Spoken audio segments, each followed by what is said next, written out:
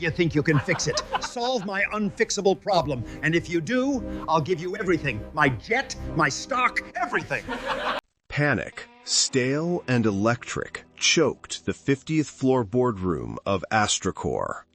On the main data wall, Project Chimera, their new flagship AI, was in a catastrophic meltdown.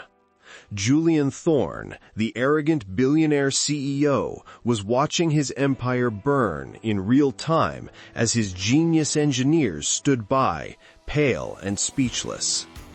Amid the chaos, Thorne's enraged eyes found the one, still quiet point in the room. It was Elias Cole, the night janitor, who had paused, his mop in hand, standing motionless.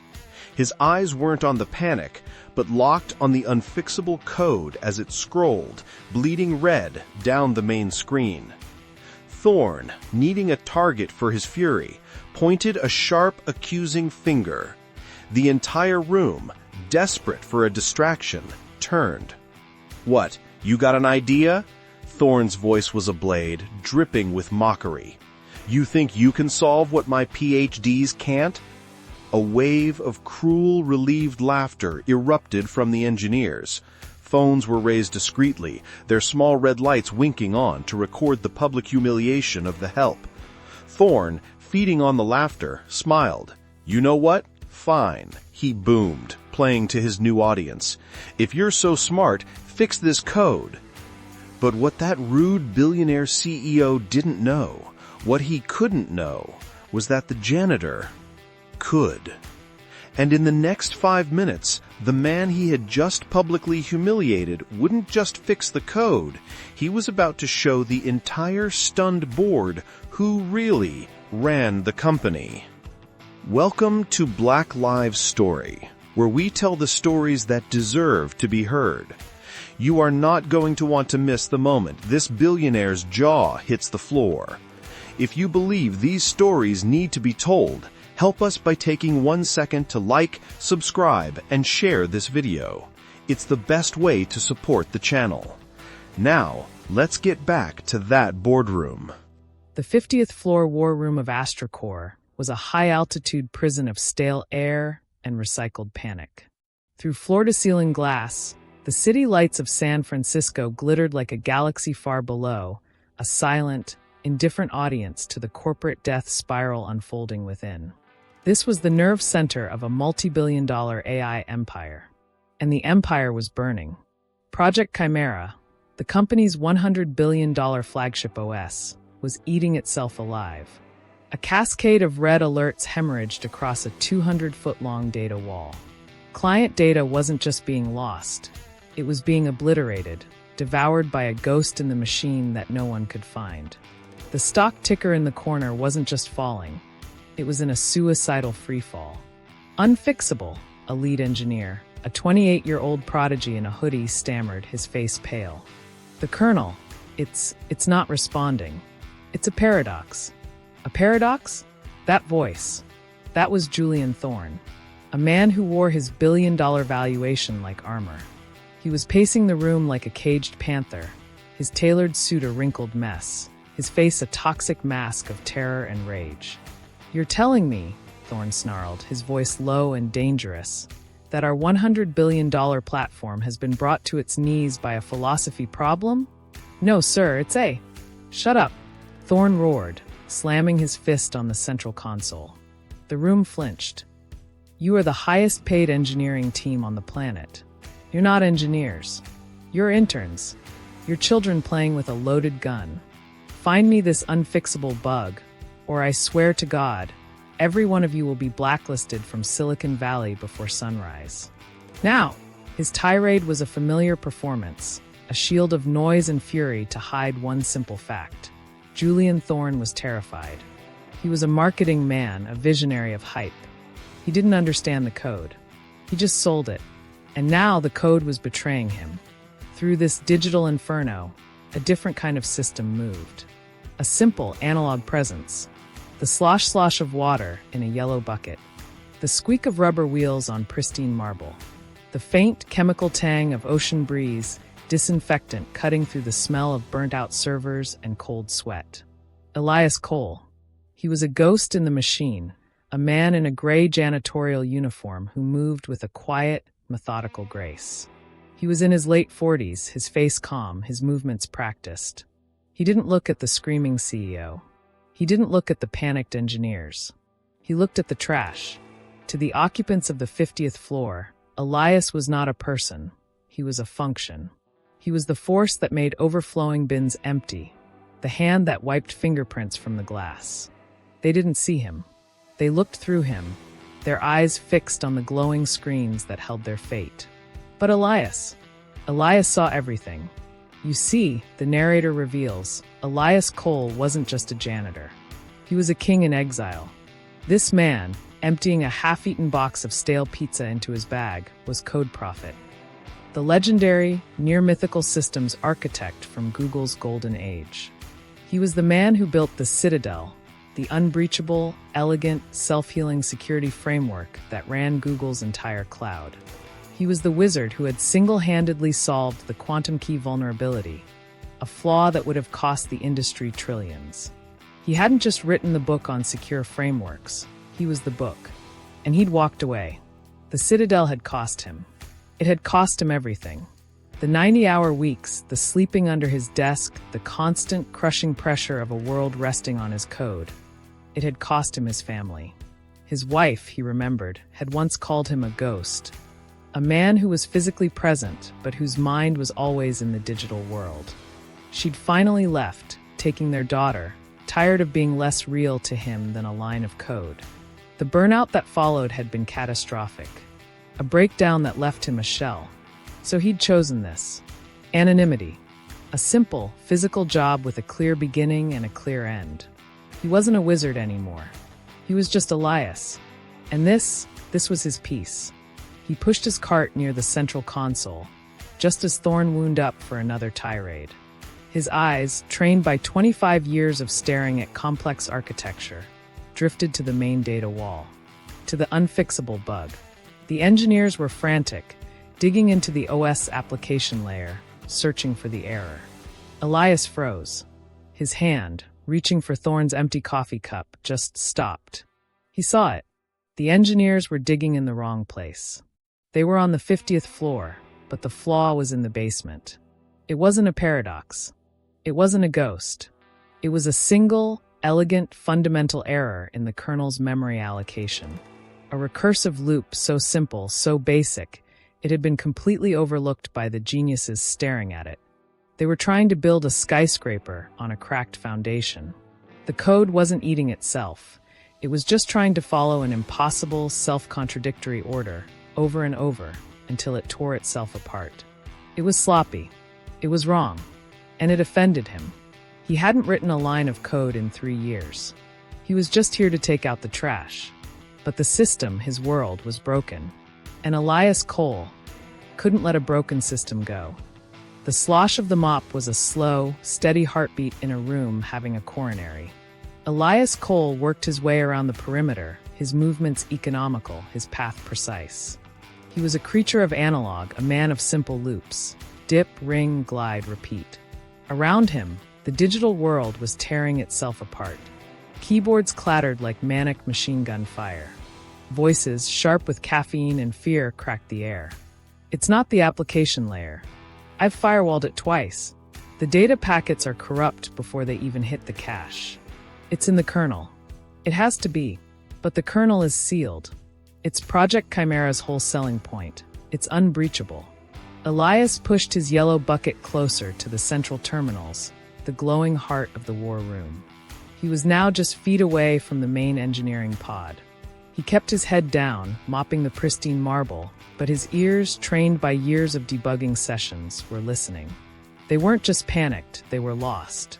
They were children in a dark forest, running from a monster they couldn't see, shouting at the shadows. He reached the base of the main data wall, the 200-foot screen displaying the unfixable code. Red error logs cascaded down the display like a digital waterfall of blood. To the engineers, it was a wall of noise. To Elias, it was a blueprint. He paused, leaning on his mop, pretending to wring it out. His eyes lifted. He scanned the code. Not the red error messages, that was just the scream. He looked at the code behind the scream. The core architecture.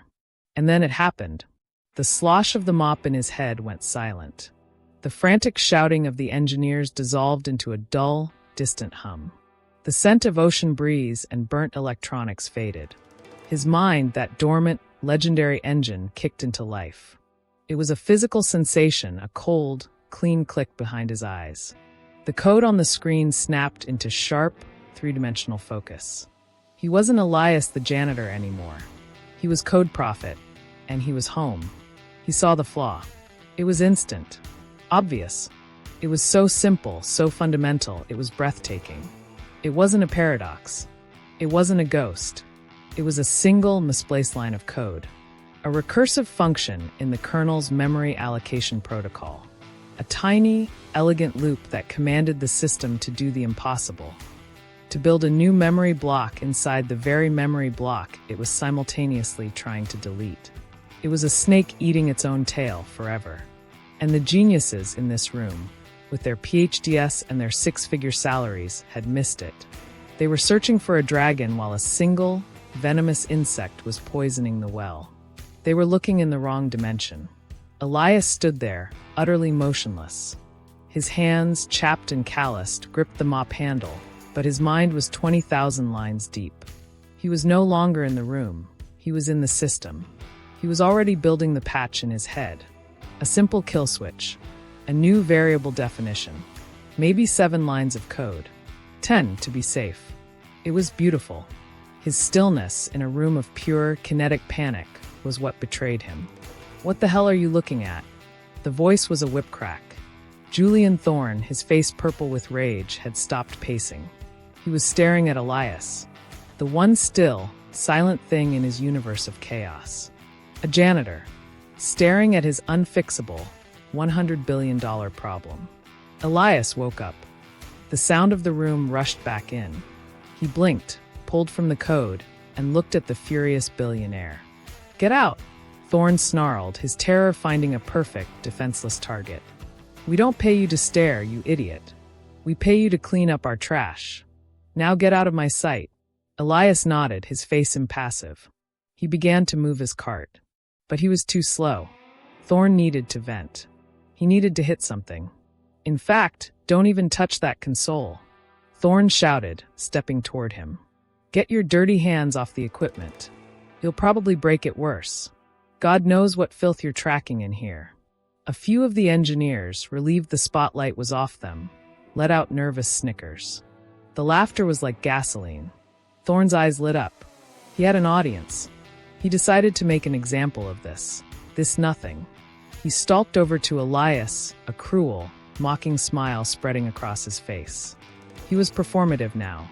He pointed from Elias's gray uniform to the waterfall of code on the screen. "What, you got an idea, Mop Man?" he asked, his voice dripping with sarcastic venom. "You see something my geniuses missed? You gonna wipe away the bug with your little rag?" The room laughed. "You think you can fix it?" Thorne pressed, getting right in Elias's face. Elias just stared back, his eyes calm, analytical. This lack of fear, this stillness, enraged Thorne more. "You know what? Fine." Thorne laughed, a loud, barking sound.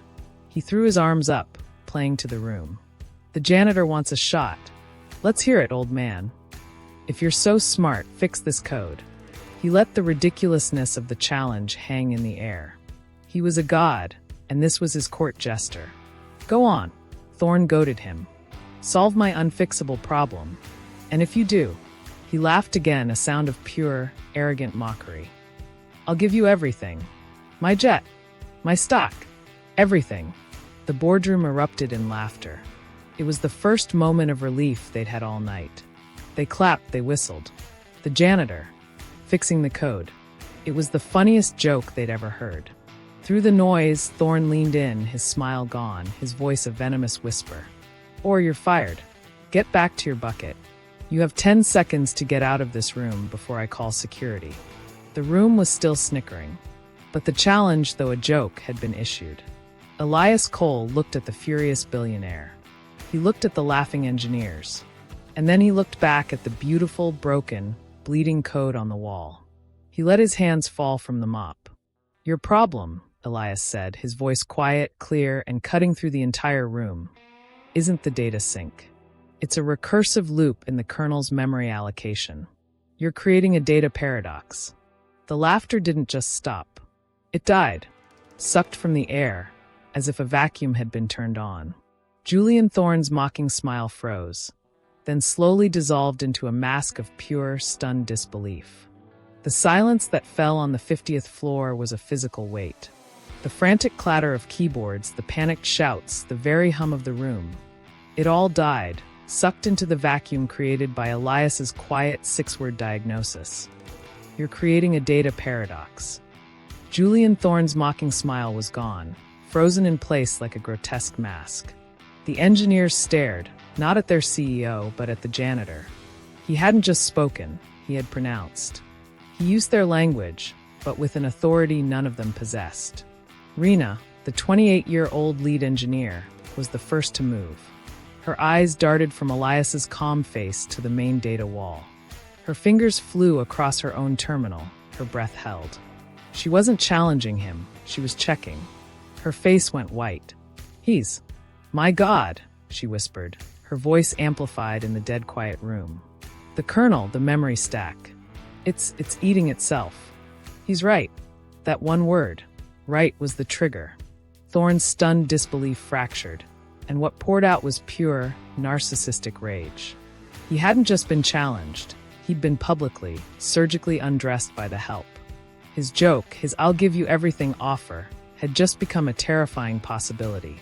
He had to regain control. He had to build a cage. "So, the mop man can talk," Thorne snarled, his voice a low growl. He stalked toward Elias, jabbing a finger. "You think you're smart? You think you can waltz in here and fix what my geniuses can't? You're nothing. You're a fraud."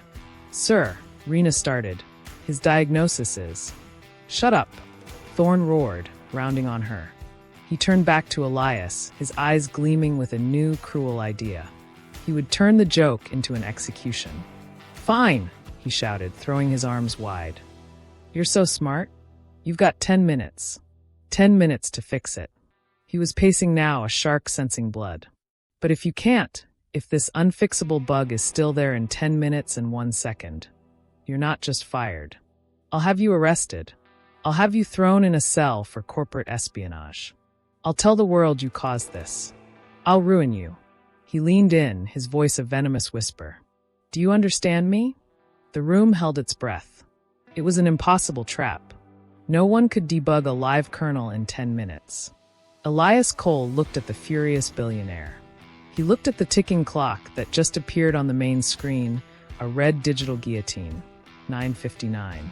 Then, calmly, he let go of his mop. The wooden handle clattered against the marble floor, a sound like a gavel. He walked past the stunned Julian Thorne. He walked past the frozen engineers. He walked directly to the lead engineer's terminal, the throne at the center of the war room. Rena, her jaw slack, just stared at him. Elias didn't speak. He just held out his hand. She didn't question. She didn't move. She simply stood, sliding her chair out of the way. Elias Cole sat down. For a second, he just breathed. He placed his hands on the keyboard. The hands of a janitor, calloused from chemicals, chapped from water, scarred from a life of hard physical labor. And then he moved. It wasn't typing. It was a performance. His fingers didn't just strike the keys, they flowed. The sound in the room changed from silence to a staccato, rhythmic click-clack-click that was so fast, so precise, it sounded like a solo in a silent cathedral. The main data wall, once a cascade of red errors, went black. A single green, root-level prompt appeared. Kernel access granted. He was in. The engineers, who had been frozen in fear, now drifted closer, one by one, like iron filings to a magnet. They were watching a master. Rena stood behind him, her hand over her mouth. That's not possible," one engineer whispered. "He's not debugging. He's rewriting the kernel. Live." Elias wasn't just patching a hole. He was rebuilding the foundation. His hands flew, a blur of motion. He was using frameworks they'd only read about in textbooks, deploying security protocols that were theoretical. He wasn't fixing the recursive loop. He was replacing it with an entirely new, self-healing architecture. He was optimizing. He was securing. He was turning their broken, sloppy code into a fortress. He was turning Project Chimera into the Citadel. He was Code Prophet. Julian Thorne watched this, his blood running cold. The awe on his engineers' faces was a mutiny. The speed of the janitor was an impossibility. This wasn't a fix, it was a miracle. And it was destroying him. No, Thorne whispered. He fumbled for his phone, jabbing a number. Security. It's Thorne. Run a background check. Elias Cole. The night janitor. Find me dirt. Now! The clock on the wall read 4:12. Elias was in a state of pure flow. Thorne's phone buzzed. A text from his security chief. He read it. A slow, venomous smile spread across his face. He had it. The silver bullet. Stop! Thorne bellowed, his voice cracking with triumph. Stop typing. Everyone listen to me. Elias didn't stop. The click-clack-click continued, unwavering. He's a fraud. Thorne screamed, desperate to break the spell. I just ran his file. He's a dropout. He was expelled from MIT. Academic misconduct. Plagiarism. He's a liar. He's stealing our code, not fixing it. The lie was a bomb. The engineers flinched, looking at each other. The awe on their faces was replaced with confusion, with doubt. The room's energy shattered. Rena looked at the back of Elias's head, her face a mask of conflict. The click-clack-click never wavered. Elias hadn't flinched. He hadn't looked up. The lie was just noise. The code was the truth. 103, 102. Thorne was screaming again. Security is on its way. You're finished, you. Elias's hand stopped. He typed one final, definitive line of code. // paradox resolved. Welcome back, Chimera. He hit the enter key. A single, sharp clack that echoed like a gunshot in the silent room. Then he pushed his chair back and stood up. The 200-foot wall of code, which had been a flowing river of green text, went black. The entire 50th floor was plunged into a heavy, digital silence. The servers stopped humming. The stock ticker vanished. The red clock was gone. You killed it, an engineer whispered, his voice trembling. You broke everything. Thorne's face was a mask of victory. Security. Get him. And then, boom. A single, elegant Astra-Core logo bloomed on the main screen. Bright. Stable. Blue. A moment later, a cascade of green messages filled the logs. Kernel stable. Memory leak resolved. Data secure. Client systems. Online. The unfixable bug was gone. The stock ticker reappeared frozen, and then it ticked up. The entire room, the engineers, the board members on their screens, Rena, was stunned into absolute silence. They stared not at the screen, but at the janitor. Elias Cole calmly picked up his mop, turned his cart, and headed for the door. The client systems. Online. Message glowed green on the 200-foot wall. It was a digital heartbeat, steady and strong. But in the 50th floor war room, there was no celebration. There was no air. The engineers, the executives, the remote board members on their silent video screens. They all just stared, suspended in a state of profound collective shock. Elias Cole's mop clattered softly as he propped it against his cart. The simple, analog sound broke the spell. Wait, Rena, the lead engineer, was the first to speak. Her voice was a dry, scraping whisper. She hadn't moved from her spot behind the main console. She was staring at the new system logs, her eyes wide, unblinking, tracing the lines of green text as they scrolled past. Run a diagnostic, she stammered to her pod. Run a full system diagnostic. Now, Rena, the system is stable, let's just... Do it, she shrieked, her voice cracking. A junior engineer, terrified, typed the command. The system, which 15 minutes ago was a raging inferno, now responded with blinding speed. A new window opened. A complex performance metric. The engineer just pointed at it, his mouth opening and closing with no sound. Rena walked over, leaned in, and read the number. Her hand, which had been trembling with fear, now trembled with something else, something bordering on religious awe. "My God," she breathed. She turned to the room, her face completely pale. His fix. It's not just a fix. Julian Thorne, who had been frozen in a rictus of humiliation, saw a new, desperate opening. "See, it's not stable. He broke it worse. I told you. Arrest." "He optimized the kernel," Rena said, her voice cutting through thorns. She looked at the other engineers, her eyes wild. "He didn't just patch the loop. He rethreaded the entire memory allocation protocol. He replaced our entire security framework. In 10 minutes. She pointed to the diagnostic number on the screen. It was a projection of system-wide efficiency. That's not possible," another engineer mumbled, looking at the data. "It is," Rena said, her voice breaking. "He just increased our system processing speed by 300%. The number hung in the air. 300%. It wasn't just a fix, it was a miracle. It wasn't just saving the company, it was a quantum leap forward. The unfixable bug had been a symptom, and this janitor, this man, had cured the disease." Thorne was silent. His lie about misconduct was already ashes in his mouth.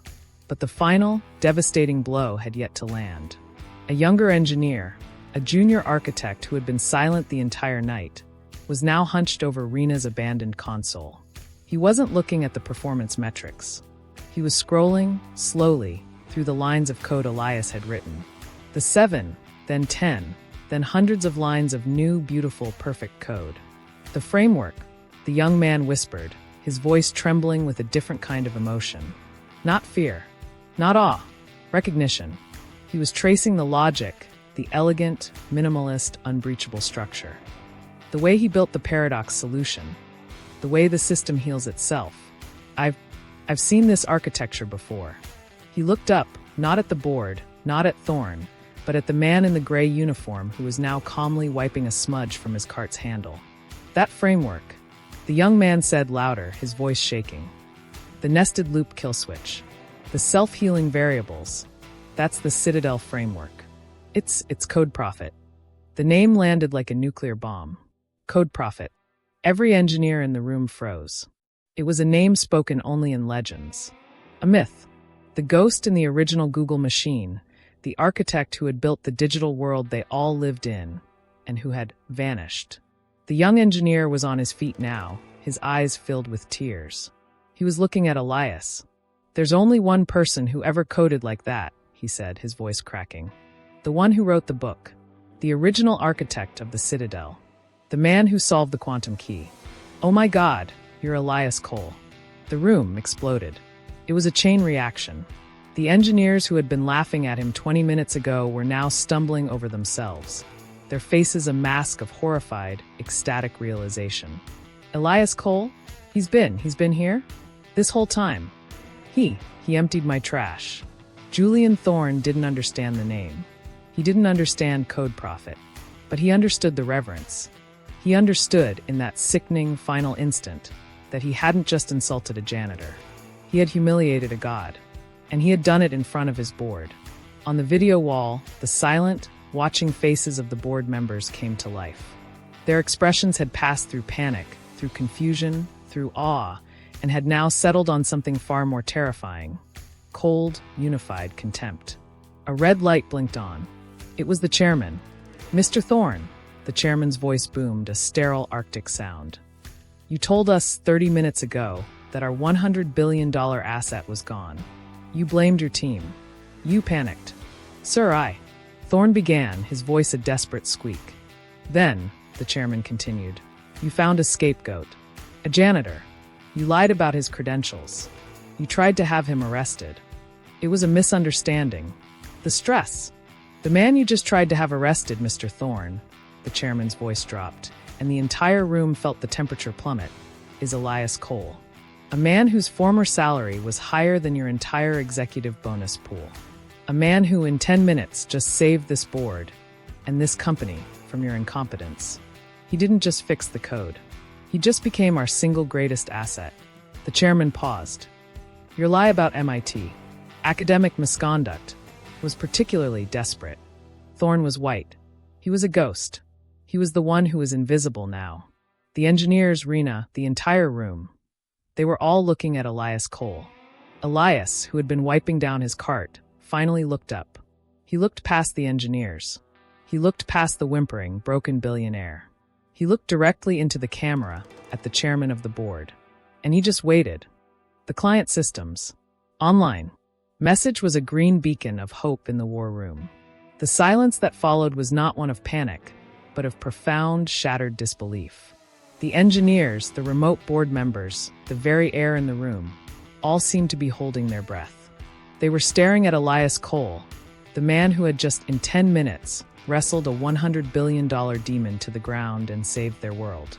Julian Thorne was a statue. He was a hollowed-out shell, his face a waxy, slack-jawed mask of his former arrogance. He was invisible, irrelevant. He was, for the first time in his life, nothing. The red light on the video wall blinked. The chairman of the board, Mr. Harrison, his face carved from granite, reappeared. His eyes, cold and assessing, swept the room, passed over the broken form of Thorne, and landed, with a new, deep-seated respect, on Elias. "Mr. Cole," Harrison's voice boomed, the formality a stark contrast to Thorne's mop man. "On behalf of the board of directors of Astra-Core, the word thank you is a hopelessly insufficient instrument. You did not just save our platform. You saved this company. You saved our partners, our clients, and you saved us. From ourselves." He paused, letting the weight of the admission settle. "We are in your debt. A debt that, frankly, I'm not sure we can ever fully repay. But I promise you, we are going to try." The validation was complete. The room's new power structure was solidified. And then Harrison's eyes, like chips of ice, swiveled back to the broken man by the console. Julian. The use of his first name was a surgical cut. Thorne flinched, a puppet with its strings severed. "We have a full audio-visual recording of this meeting," Harrison said, his voice a flat, dead-cold monotone. "We have your performance on permanent file. Your decision to not only fail this company, but to actively, cruelly lie about the credentials of the one man who is actively saving it is not just incompetence. It is a moral and fiduciary failure of the highest possible order." "Sir." "Harrison, please," Thorne whispered, a dry, pathetic sound. "It was the stress. I didn't. Your services," the chairman cut him off, "are no longer required. Effective immediately." It was the line the entire room, and the millions who would one day watch this story, had been waiting for. This was the vindication. "Security is on this floor," Harrison continued, his voice devoid of any emotion. "They will escort you from the building. You will not be returning to your office. You will not be touching another terminal. Your access, all of your access, has already been revoked by Mr. Cole's new colonel. Your personal effects will be inspected and mailed to you." Thorne didn't protest. He didn't speak. A hollowed-out man in a billion-dollar suit, he simply turned as two uniformed security guards, the very men he had tried to weaponize, entered the room. They didn't touch him. They just flanked him, their presence an unbreachable wall. He walked between them, his head down, a ghost being exorcised. The door hissed open, and then, with a soft, final click, Julian Thorne's career was over. The room held a collective, cleansing breath. The tyrant was gone. The chairman's face reappeared on the screen, his expression shifting from ice to a warm, calculated respect. "Mr. Cole," he said, "Elias, the position of Chief Technical Officer, which Julian just vacated, is, of course, yours. If you want it." He raised a hand, anticipating a negotiation. "And if you don't, we will create a new one for you. Chief Architect, Head of Innovation.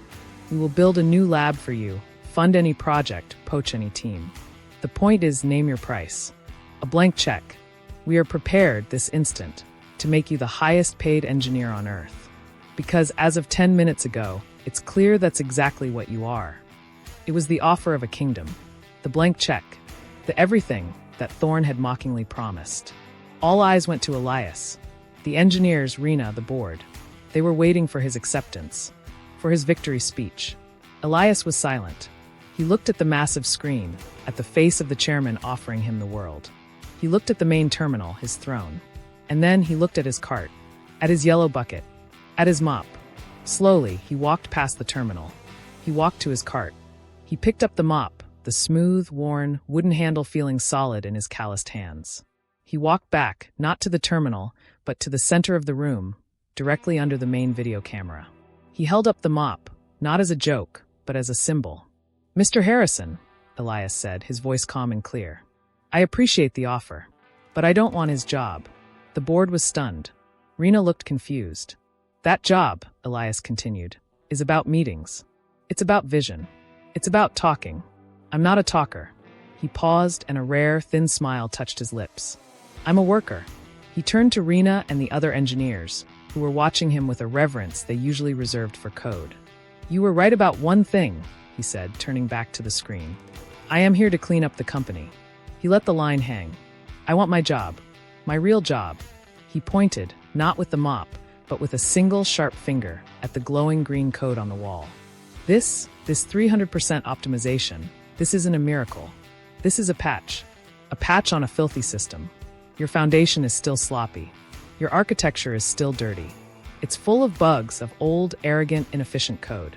It's rot. He walked over to Rena, the lead engineer. He held the mop out to her. "I don't have time for this," he said, his voice not unkind. "I've got work to do. Someone needs to keep the floors clean." Rena, her jaw dropping, looked at the mop, then at Elias, then at the board. She understood.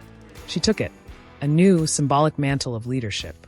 Elias turned, walked back to the main console, and sat down. The chair felt right. He flexed his fingers, his hands hovering over the keys. "I'm here to clean it up. All of it," he said, without looking up. "Now, if you'll all excuse me, the real work begins." The final shot was of the stunned, awestruck board, of Rena, holding a mop, a look of new, fierce determination on her face, and of Elias Cole, finally home, his fingers beginning to fly, a blur of motion as he started to build a new world from the ground up. True genius isn't about the suit you wear or the title on your door. It's about the problems you can solve. It's about the truth you see when everyone else is blinded by the hype. It's about the courage to do the work, not just take the credit. Julian Thorne looked at a janitor. The world saw Elias Cole. Never, ever underestimate the person cleaning the room. Share this story if you believe true brilliance deserves to be recognized. And let us know in the comments, what unfixable problems do you see every day?